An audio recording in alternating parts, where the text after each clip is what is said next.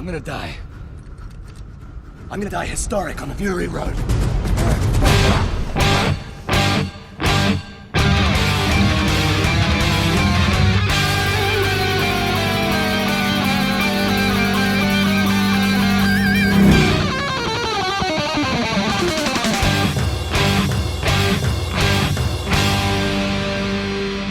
Welcome to the Mad Max Minute. It's time to see what's behind door number 1 and all of the other subsequent doors in Mad Max Fury Road, 1 minute at a time. I'm Rick. And I'm Julia. And today we're talking about minute 6, which begins with Max sprinting through one set of doors after another, and it ends with our main title card fading to black. I love the idea that this entire thing that we've seen so far is just the cold open. Mm-hmm.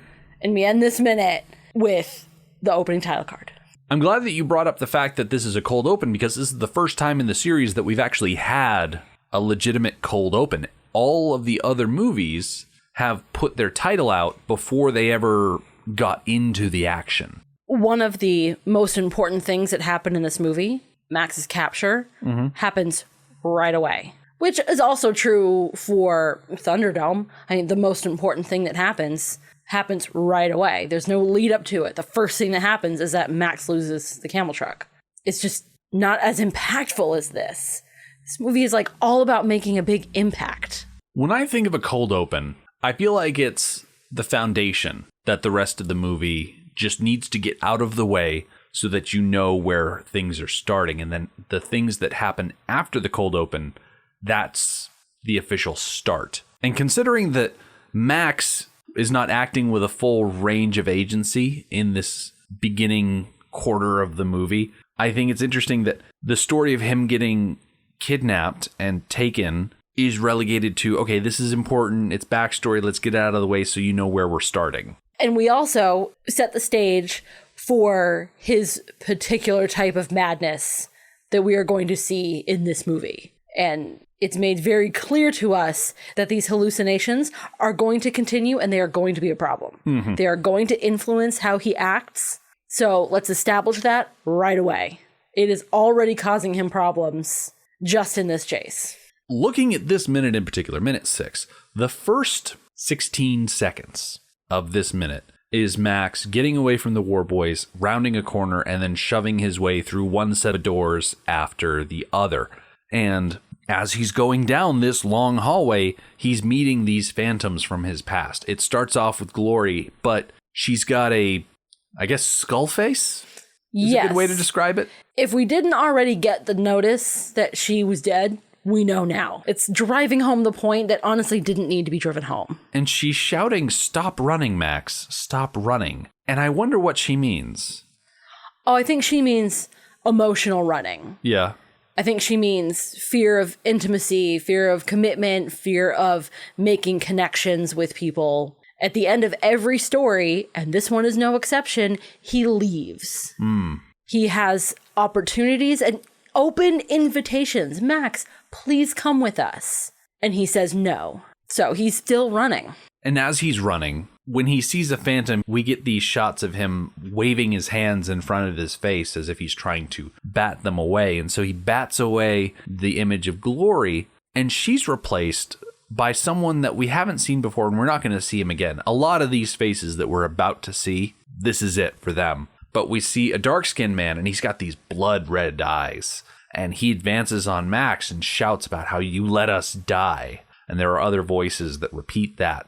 And as he pushes through another set of doors, he sees another figure. And this figure in particular is very shifty in that it starts off looking like one person and then goes from a man to an old woman to a different type of man. I didn't actually list them out because I don't currently have the ability to go frame by frame reliably. I'm in a technical slump when it comes to my available software, so I wasn't able to list exactly who was who. But whoever they are, apparently there was a group of people that Max let die from his perspective. Do you think that the people that we see all along this hallway, including Glory, are all from the same incident? Or do you think that they're the people from his whole past? I want to say people from his whole past. I really like that idea, that it's from his whole past. And I think it's really easy to say something like, oh, it'd be really cool if they like slid a picture of Jesse in there, or other people that we know that died. If Papagallo was in there, or Gecko, somebody from the other movies that we know that he feels like he let them down and let them die. It's really easy to say that. I'm glad that they didn't. It would be a little heavy on the fan service. Yes, a little heavy on the fan service. A little bit of a cliche, but it's a fun idea to think about. I would have loved to see, especially in this shifting figure, the one that changes from one face to the other, digitally put in there Joanne Samuel from 1979, digitally put in there Mike Preston from 1981.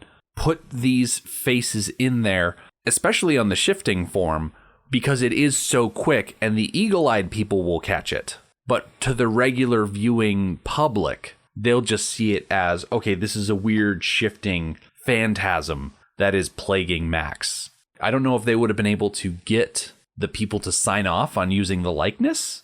Maybe that was an idea. Maybe they thought, hey, let's try and get these old people. And then they tried to get a hold of them and they couldn't track them down. Well, I think perhaps not for Mad Max 79. I don't know who owns the rights, although Kennedy Miller would own the rights to that. Well, there's the right to the movie footage. Then there's the right to using the person's image. But if the image is an image from the movie, I guess that would work. Yeah, if it's from the movie itself, I wonder if that was ever bandied about.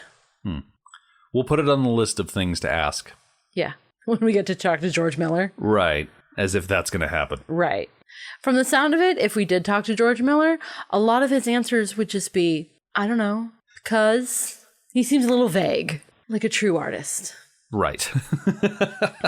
Running by this shifting form, Max pushes through yet another set of doors. His eyes are wide and frenzied at this point. And as the doors swing aside, we see another set of doors that look a little different than the ones before. They look different enough that if he wasn't frenzied, he should have noticed. That something Don't was up. run through those doors. Yeah. They were glowing with an awful lot of daylight. So starting around the 14-second mark, there is a second and a half, 2 seconds of very quick imagery. Max's vision shifts to that of a dark red tunnel. There is a woman who screams in his face. We get an extreme close-up of his face. There's a hard cut to another close-up on his face. We flash of a man with just radiation face, tumors and everything. He's shouting. Max continues running. We go back to Glory, who is screaming at Max, and he's throwing his hands up in front of it. It's a whole lot to process. It is. And I know that our job is to minutely analyze the movie, but I think some things we really need to take as a group. This run down the hallway, I think it's best taken as the entirety of the run. Yeah. I don't think there's anything to be gained from analyzing each individual person that appears to him. And I think the reason why that is the case is because it is so intense. Yes. There's a lot of speed. There's a lot of unanswered questions that we're just not going to find the answer to. And besides, when Max reaches the end of this hallway, he bursts open those doors and is suddenly faced with the cold light of day because the hallway has ended. Yes. And there is no more hallway. Much to his great surprise. I really appreciate the expression on his face. Oh my word, Tom Hardy's ability to emote with his eyes is on full display here. It is. And that specific reason is why I think he is such a good choice to replace Mel Gibson as Max. Previous Max, Mel Gibson's Max, is known for being a man of few words. A lot of his acting is done in his expressions, in his face.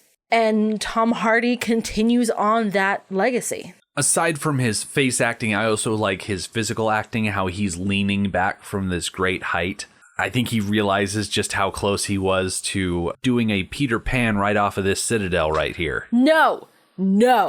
You are not allowed to quote that movie until you have seen it. And I have been saying that for 4 seasons now. You still haven't seen it. I don't care.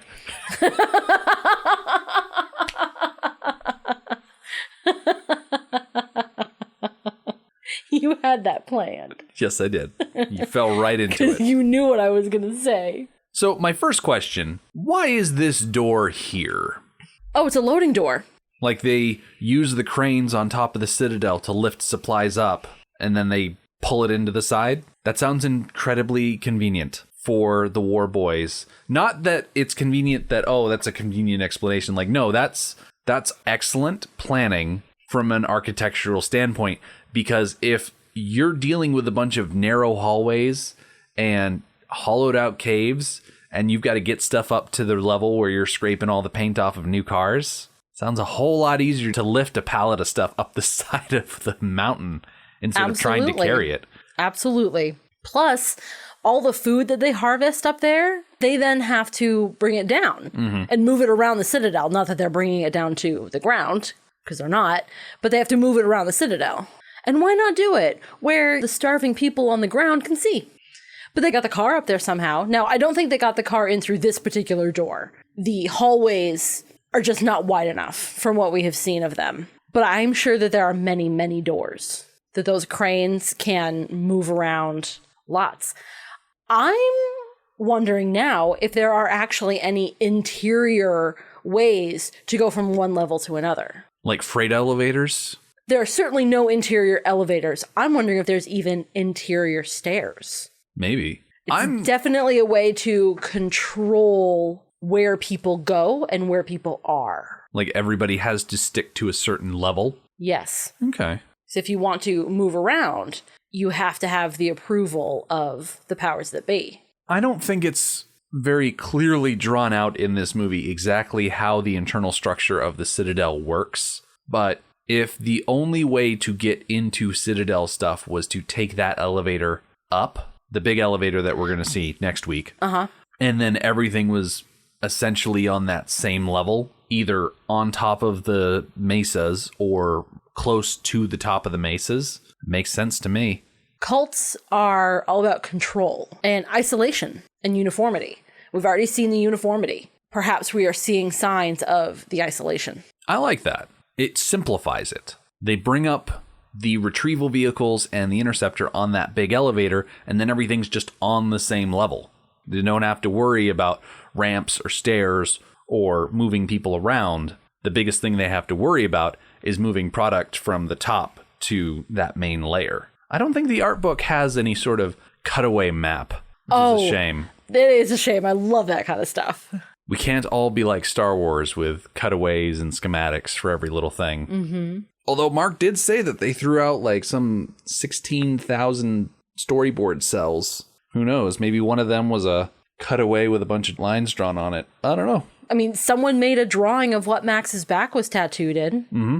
So as Max is looking out over this expanse, over this courtyard, and over this space between the spire he's in and the spire across the way, we pan up and we get to see Joe's insignia carved on the opposite mesa and the big pipes that are going to become very important in minutes 9 and 10. So tail end of next week, beginning of the week after that.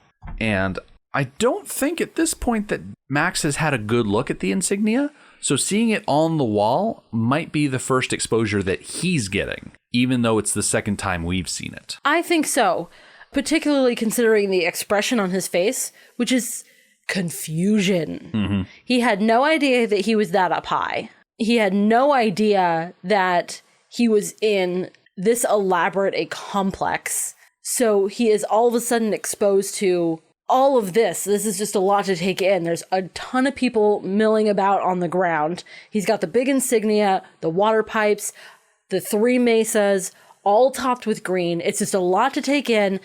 Never mind that he almost just ran off the edge of the cliff. This is a lot of brand new information. It's a scale that he's never had to deal with before, because whether it was Civilization or the facsimile of Civilization in Melbourne versus Bartertown, now he's got giant insignias carved in the wall. There are these cranes everywhere. What really astounds me as we cut back to Max as he continues looking up and then we see the top of these spires is how much green there is.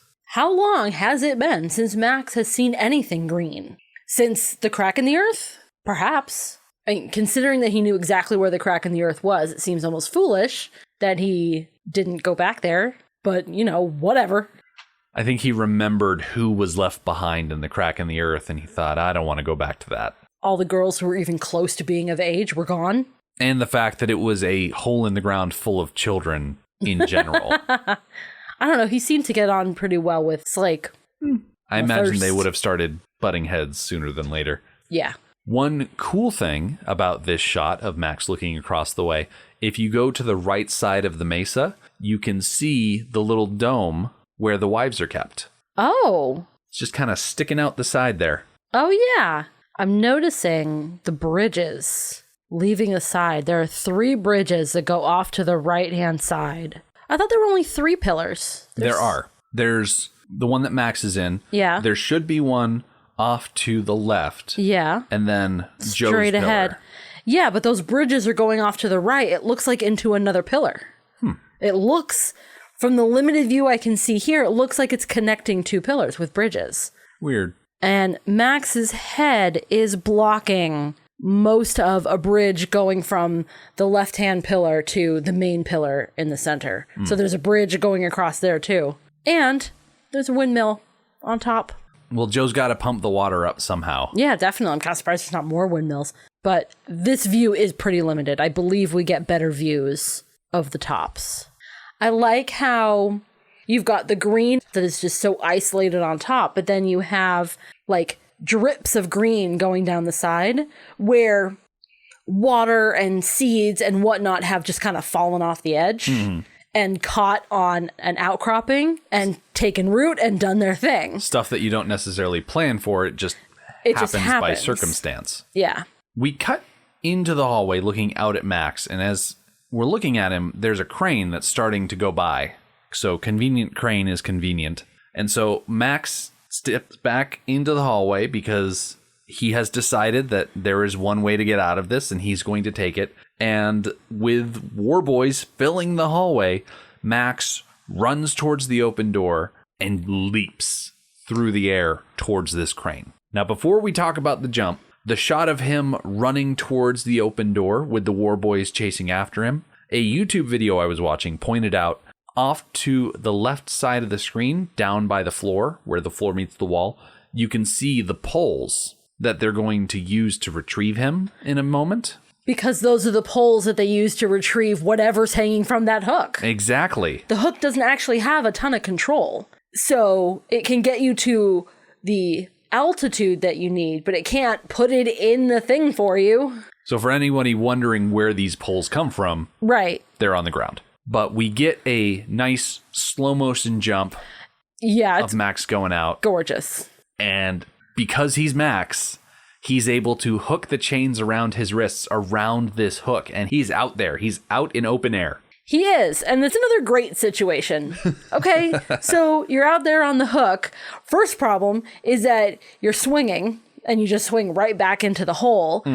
But the second problem is, what is he supposed to do now? Where is he supposed to go from here? Yeah, he's not in a good position to start climbing the cables. And it's not likely that the person controlling the crane is just going to lift him out of there. Because he doesn't know exactly how high that hook was going to go. He doesn't know how low it's going to go. He's taking it on faith that anywhere outside of the tunnel is better than anywhere inside the tunnel. That's exactly it. It's not going to pay off. Yeah, he has no grand plan. He is taking whatever pathway is open to him immediately in front of him. Yeah. And at this point, I mean, this entire chase has been completely pointless. And he knew that, but this is Max. He's the Mary Sue of the post-apocalypse. He's going to keep fighting no matter what. And things just work out for him. Like running full tilt out a door and not running over the edge. And oh, look, there happens to be a crane passing by. Things just work out for Max until they don't. I wish I could say the same for the one war boy who is very bold. He thinks, I can reach out and I can grab Max and I can pull him into the hallway. Do you think perhaps it's the same war boy who reached out and grabbed Max from the grate into the pool of water? Could be. Worked for him once. It does not work for him a second time. I think he's able to get a hand on Max, but where Max is swinging, it pulls the war boy off balance, and he shouts as he falls, "Witness." I'm impressed that he has the presence of mind in that moment to not just scream, but to actually say the word. It's the first instance that we're going to hear of this thing related to the cult of the V8. It's the first hint at this kamikaze aspect of it for the war boys. He is doing something incredibly bold by trying to grab onto Max with his bare hands and pull him in, and it has pulled him out into open air, and so he's saying, "Witness me, brothers," as he falls to his death, because he's hoping that they will witness his deed and he will be admitted into Valhalla. To quote Slit, it's rather mediocre, his effort here. But there is a much better scene later on to really hammer home the idea of witnessing and Gates of Valhalla and all that other stuff. So we'll probably get into it real deep then. All right. I'm looking forward to it. Anything related to the cult of the V8 is very interesting to me. Mm-hmm. So I'm sure we'll have fun talking about that. All of these war boys, they're crowding around the door. A couple of smarter ones have grabbed the utility poles and they start pulling on the hook. What I've noticed, as Max gets pulled in towards the door, the crane is actually relaxing. So whoever is controlling that crane realizes something is up and is actually lowering the hook to make it easier for them to get Max inside again. Which I'm a little skeptical of.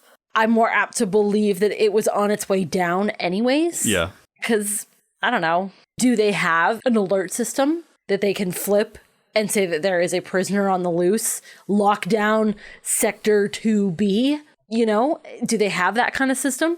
We see some sophisticated stuff going on here, but that sophisticated? I doubt it. It's hard to say. What's easy to say is that there really was no good way out of this. And as Max is pulled into that hallway, one of the war boys produces a, I guess, piece of rubber.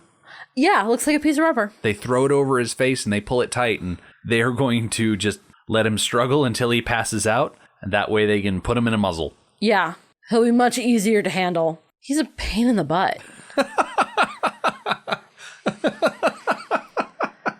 He has put them through a lot of effort. Rightly so.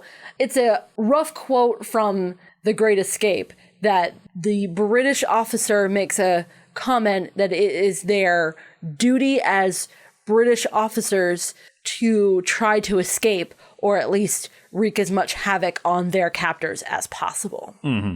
So as Max is being pulled back by all the war boys, the title card slams shut as if it were two giant steel doors, and it is Mad Max in this massive sheet steel coloring, which I think is a lovely nod back to the blued chrome title cards of Mad Max and Mad Max 2. We went a little boring with Beyond Thunderdome with just the white text on a black background, but here it's larger than life, slamming shut, ka-chunk, yes, rough polished steel. I really love the door effect.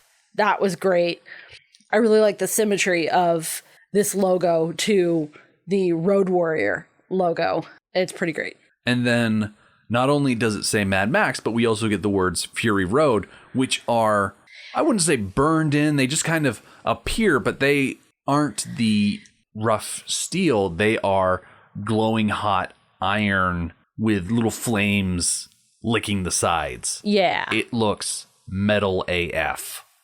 I think as far as cold opens and this title card included, that their general idea of setting the stage for what you're about to experience, this one was pretty spectacular. It was pretty spot on. Everything that we just experienced, right down to that title card, is what we are in for the next 120 minutes. Oh, absolutely. But as I said earlier, the last 2 weeks, that was just setup. We get to start the movie proper next week. Yes, we do. So be sure to come back on Monday. We are going to leave Max for a while. We're going to head outside. The war boys are getting the war rig ready for a supply run, and we get to meet Charlize Theron as Imperator Furiosa. The Mad Max Minute podcast is a fan project by Rick and Julia Ingham. The Mad Max franchise was created by George Miller and Byron Kennedy, is presented by Kennedy Miller Mitchell Productions, and distributed by Warner Brothers. Mad Max Minute is produced and edited by Rick Ingham. Our opening music is Verdi's Dies Irae by Daniel Bautista of danielbautista.com. Our home on the internet is madmaxminute.com. You can follow us on Twitter at madmaxminute, like us on Facebook by searching for Mad Max Minute, and join our Facebook listener group, Mad Max Minute Beyond Microphone. If you'd like to support the podcast, visit madmaxminute.com, where you can see what's in our TeePublic store, join our Patreon, or even donate to the show to help us keep the tanks full. Thank you for joining us for Minute 6 of Fury Road. We'll see you next time.